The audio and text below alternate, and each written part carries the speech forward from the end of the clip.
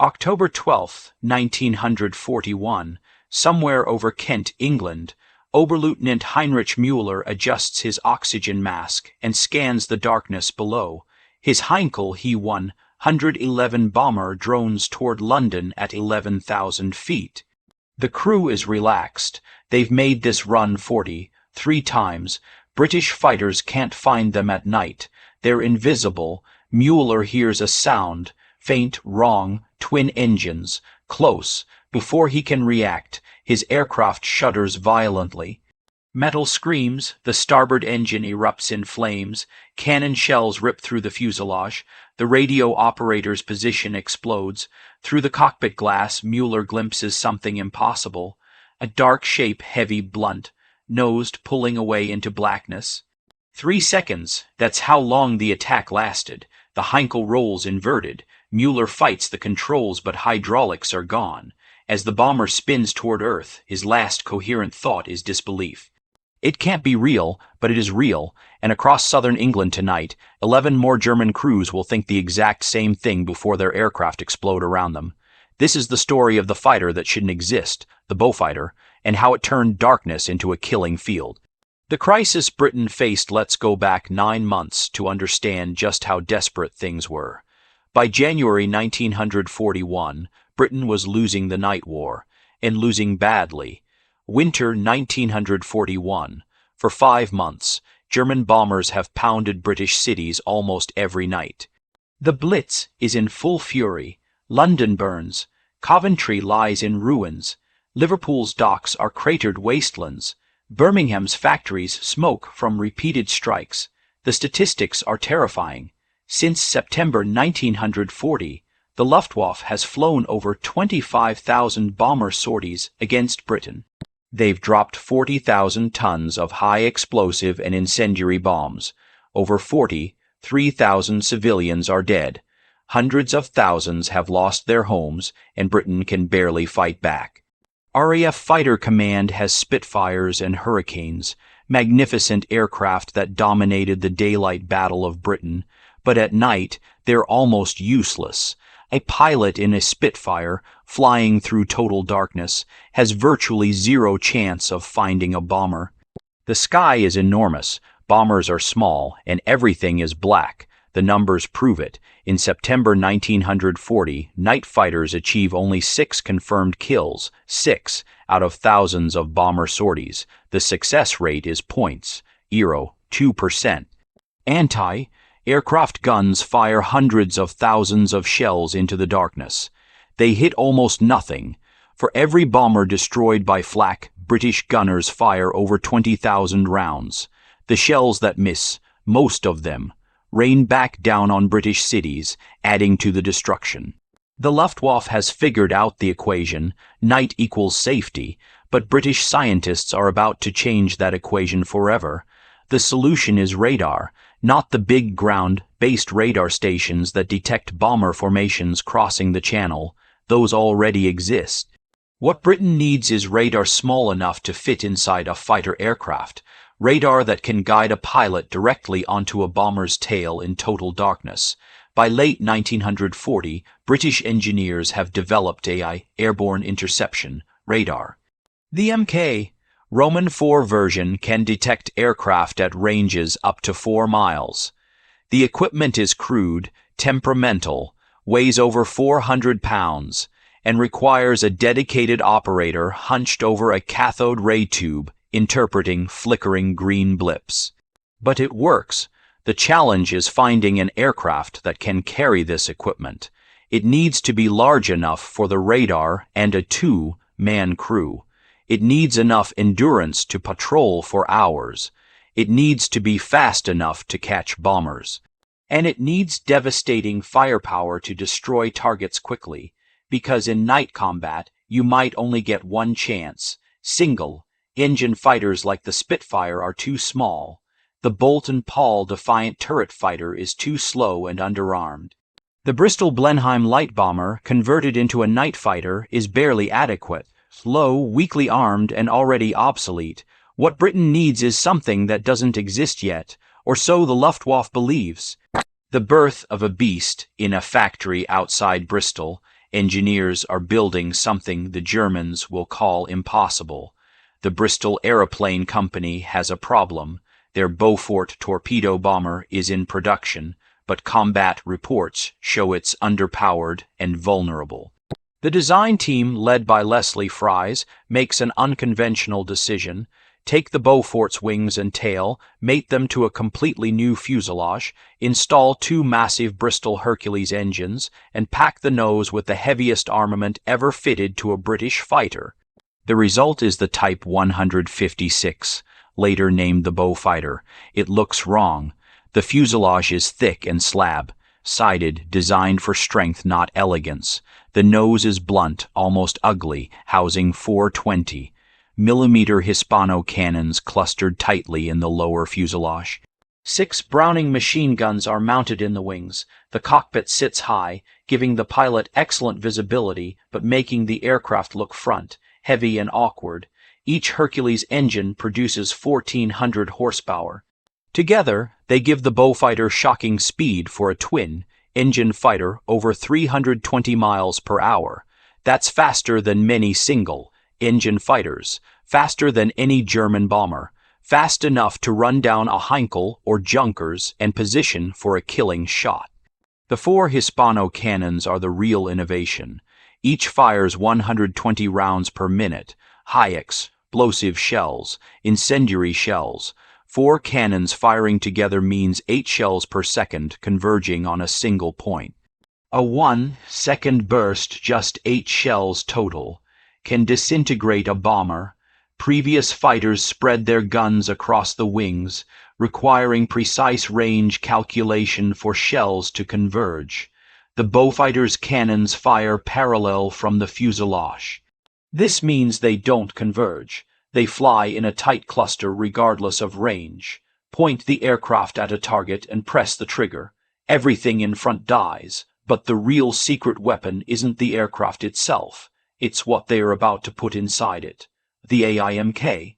Roman 4 radar transforms the Beaufighter from a powerful fighter into a night hunting predator.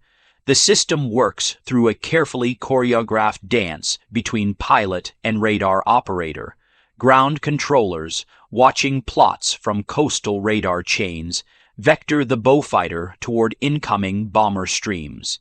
They provide heading, altitude, and approximate range.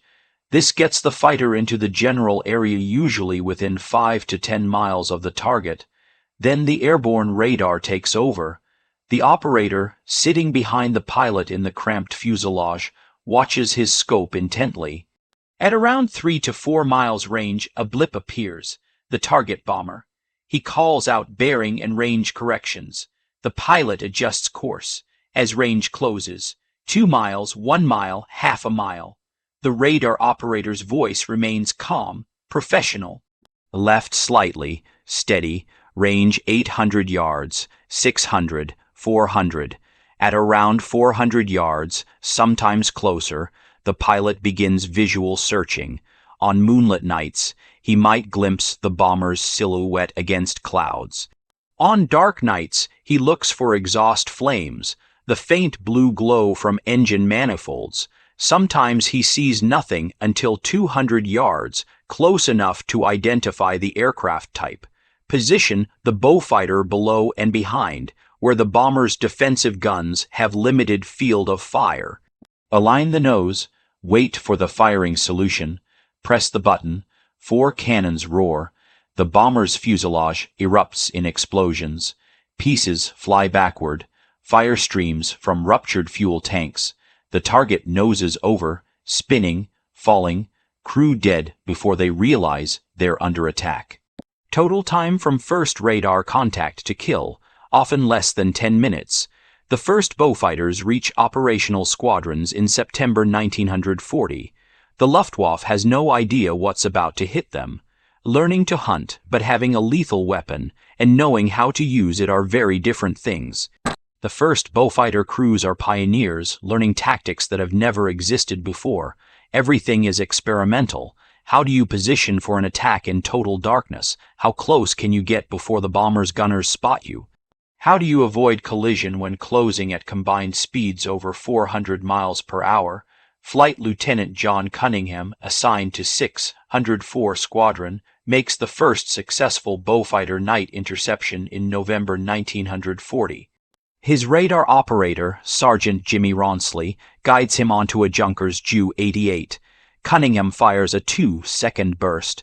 The Junkers explodes so violently that debris damages the Beaufighter's wing. Lesson learned: 1. Second bursts are sufficient. The cannons are more powerful than anyone realized. Other crews learn different lessons. Flight Lieutenant Braham discovers that attacking from slightly below works better than level approaches. The bomber's silhouette shows more clearly against the lighter sky above. Squadron Leader Stevens finds that diving attacks, though riskier, give higher closing speeds and less time for bomber gunners to react. The radar operators develop their own specialized skills. Reading the scopes requires intense concentration and a peculiar intuition for interpreting electronic noise. The best operators can distinguish between real contacts and false returns from clouds or ground clutter. They can track targets through violent maneuvers. They can maintain contact when the bomber crew realizes they're being hunted and tries desperate evasion. The partnership between pilot and operator becomes absolute. The pilot cannot see the radar scope. He must trust his operator completely, following directions that might lead to collision, ground impact, or if the operator is skilled and the equipment cooperates, to a perfect firing position behind an unsuspecting bomber. By January 1941, Beaufighter crews are scoring regular kills. The Luftwaffe still doesn't understand what's happening. German confusion. From the German perspective, something impossible is occurring. Luftwaffe bomber crews returning from raids over England report disturbing incidents. Aircraft exploding without warning. Aggressive fighter attacks in conditions where visual interception should be impossible. Twin-engine fighters, heavy, powerful, appearing from nowhere in total darkness. Some crews report seeing tracers, not machine gun tracers but larger caliber, heavier, moving slower. A few survivors describe seeing a dark, bulky fighter for just seconds before their aircraft was hit. German intelligence analysts receive these reports with skepticism. A twin-engine night fighter with onboard radar and heavy cannon armament. The technology seems implausible. Britain is supposedly on the verge of collapse. How could they field such an advanced system? Some analysts theorize the reports are exaggerated. Scared crews misidentifying existing aircraft or attributing lucky encounters to sophisticated technology. Others suggest British propaganda deliberately spreading rumors to intimidate bomber crews. The few reconnaissance photographs of British fighters show Spitfires, Hurricanes, and some twin-engine aircraft that might be Blenheims. Nothing that looks particularly threatening at night. The Luftwaffe's disbelief is about to cost them dearly. By March 1941, Beaufighter squadrons are operating from multiple bases across southern England. Over 30 aircraft are fully operational. Pilots like Cunningham, Braham, and Stevens have become experts in the peculiar art of night hunting. Ground controllers have refined their vectoring techniques. The entire system, radar chains, radio control, airborne interception, heavy firepower, is maturing into lethal efficiency. The Luftwaffe continues flying night raids, unaware that every bomber crossing the English coast now risks encountering an invisible predator equipped with electronic eyes and devastating firepower. The Perfect Hunt, April 10, 1941. This is the night the Luftwaffe learns the truth. The weather is poor, broken clouds at multiple altitudes, no moon, visibility near zero. Perfect conditions for bombers, or so the Germans believe. Luftwaffe planners have scheduled a major raid on Birmingham's industrial center. Over 80 bombers will attack in waves throughout the night. The plan assumes minimal fighter interference. Night fighters rarely make contact in poor weather. The clouds will provide additional concealment. At RAF Middle Wallop, Flight Lieutenant Cunningham and Sergeant Ronsley climb into their Beaufighter at 21:15 hours. The aircraft is fully armed, 4 cannons loaded, machine guns charged, radar functioning. They take off into darkness, climbing through cloud layers to their patrol altitude of 12,000 feet. Ground control reports the first raid crossing the coast at 21:40. Hostile stream bearing 3 U's. Aero Angels 10 to 12, estimated 50, plus bandits. Cunningham turns to intercept, flying calculated geometry based on the controller's updates. At 21:58, Ronsley's voice crackles through the intercom. Contact, bearing dead ahead, range 3 miles, slightly above. The hunt is on.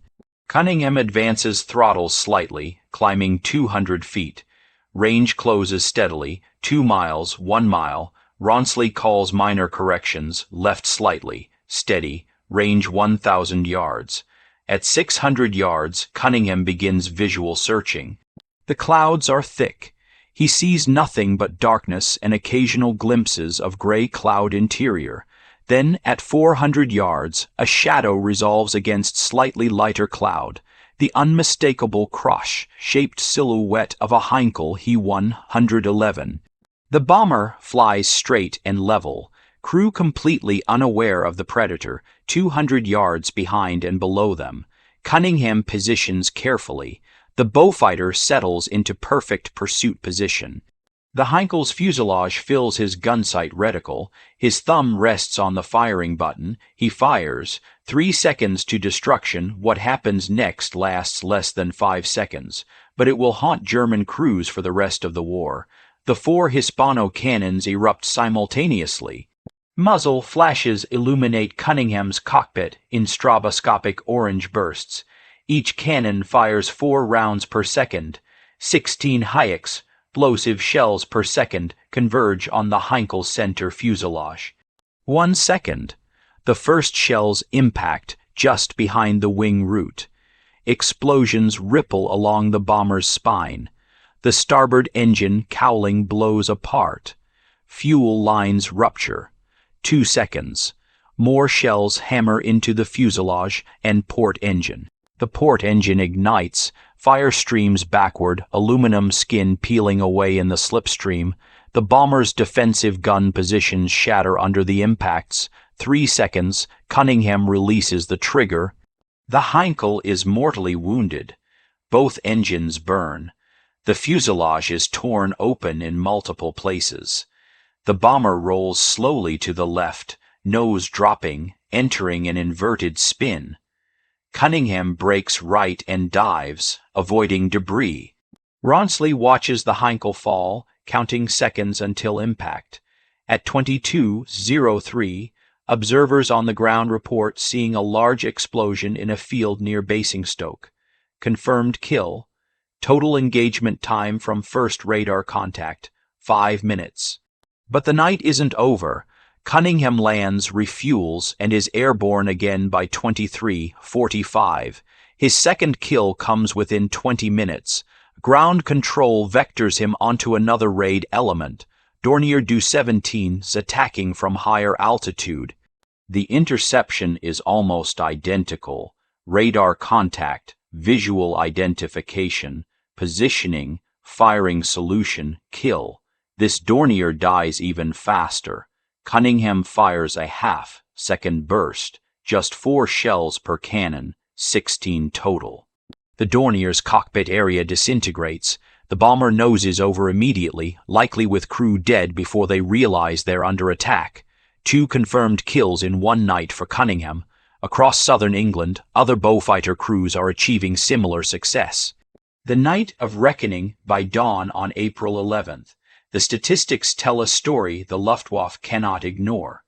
Beaufighter squadrons claim 14 confirmed kills. Ground observers verify 12. Probable kills, Bombers severely damaged, likely crashing in the Channel or Fran, sat another 6 to the total. Out of 80 bombers that crossed the coast, 18 failed to return or were destroyed. That's a 22% loss rate, 22% in a single night, from fighters alone, not including flak casualties. This is unsustainable. The Luftwaffe can absorb 5% losses, maybe 7% on bad nights. But 22%, that would eliminate entire bomber groups within a month. The German bomber crews that survive bring back reports that finally force Luftwaffe intelligence to accept reality. They describe being attacked by fighters in total darkness, in clouds, with no warning. They describe cannon fire of devastating intensity.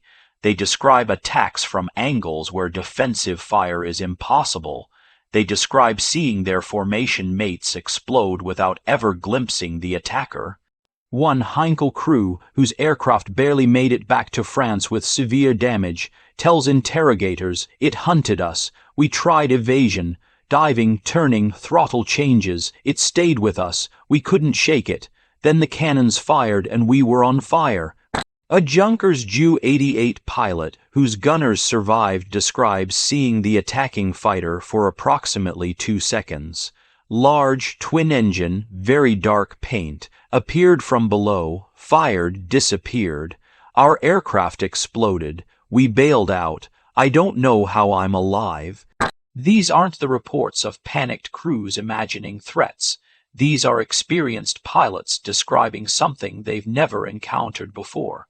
The truth is finally sinking in. Britain has deployed radar-equipped night fighters with heavy cannon armament, and they're devastatingly effective. Luftwaffe commanders face an unpleasant strategic reality. The night bombing campaign against Britain is failing to achieve decisive results. Civilian morale hasn't collapsed. Industrial production continues. The British government shows no sign of negotiating, and now bomber losses are becoming unacceptable. Worse, Germany is preparing Operation Barbarossa, the invasion of the Soviet Union, scheduled for June 1941. Hitler demands redeployment of bomber units eastward to support ground operations. The Blitz is becoming a strategic dead and consuming resources needed elsewhere. By May 1941, the Luftwaffe makes a decision that signals the end of the Blitz. On May 10-11, the Luftwaffe launches its final major raid against Lund. Over 500 bombers in a desperate last effort to inflict decisive damage. The raid causes extensive destruction. The House of Commons burns. Over 1,400 civilians die, but the cost to Germany is catastrophic. Beaufighter squadrons, now numbering over 40 operational aircraft, intercept the raid at multiple points. Over 30 bombers are destroyed by fighters. Another 40 return so severely damaged they're written off as total losses. Flight Lieutenant Cunningham claims his 10th and 11th kills that night, both Heinkels, both destroyed within 15 minutes. Flight Lieutenant Braham scores 3 kills in a single patrol, his cannons firing so many rounds that ground crews find the barrels heat, damaged when he lands. For German bomber crews, the May 10-11 raid becomes a nightmare memory. Aircraft exploding ahead of them, behind them, to all sides. Attacks coming from darkness without warning. Cannon fire from invisible fighters. Formation cohesion collapsing as bombers scatter in panic. After May 11th, large-scale night raids effectively cease. Bomber units begin withdrawing from France throughout June, redeploying to Eastern Front bases. The Blitz is over. The Beaufighter hasn't single-handedly ended the German bombing campaign. Flak defenses, logistical issues, and strategic priorities all play roles, but it has made continuation of night bombing prohibitively expensive. It has forced the Luftwaffe to admit that British night skies are no longer safe. Counting the cost, the final statistics of the Beaufighter's first 9 months reveal just how dramatically the night war changed.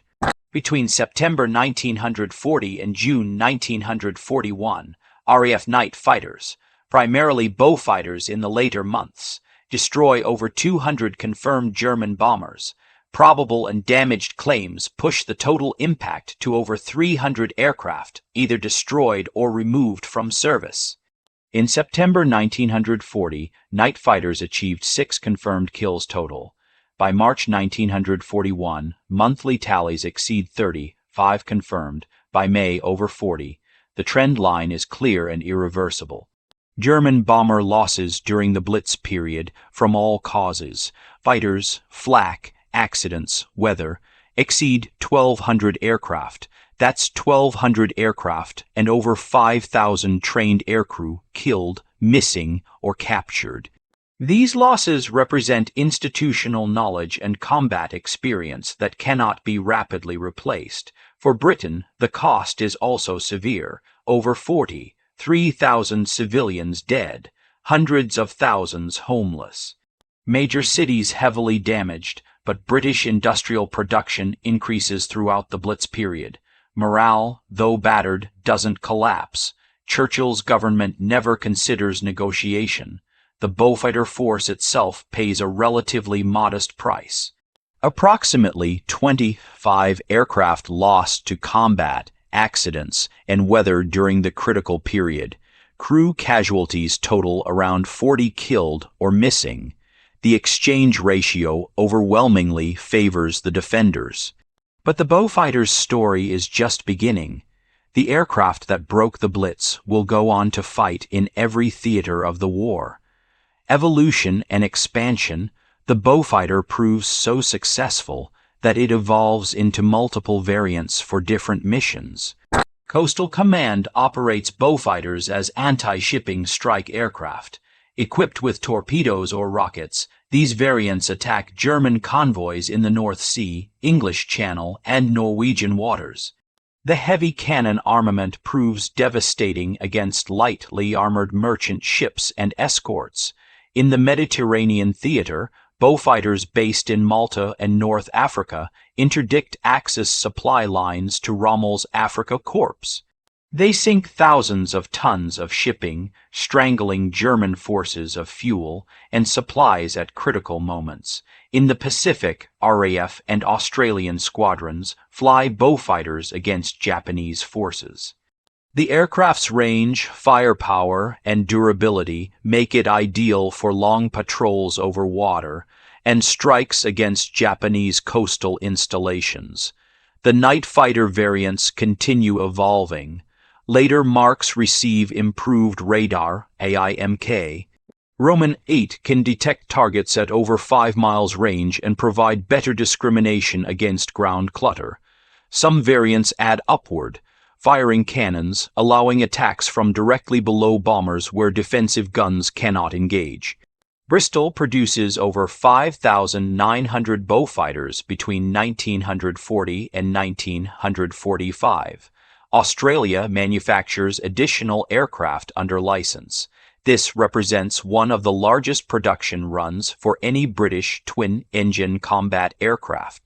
The pilots who learned to hunt in Beaufighters during the Blitz become legendary. John Cunningham finishes the war with 20 confirmed night victories. Bob Braham achieves 9 confirmed kills. Both men survive the war and their stories become part of RAF history. But perhaps the most important legacy is what the Beaufighter taught both sides about the future of air warfare.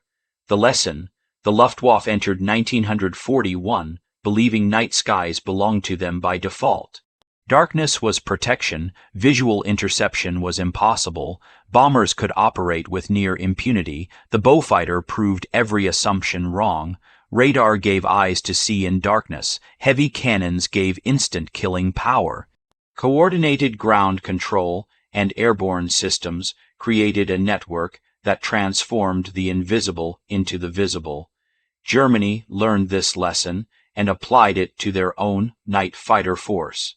By 1943, Luftwaffe night fighters equipped with radar and heavy cannons were inflicting terrible losses on RAF bomber streams over Germany.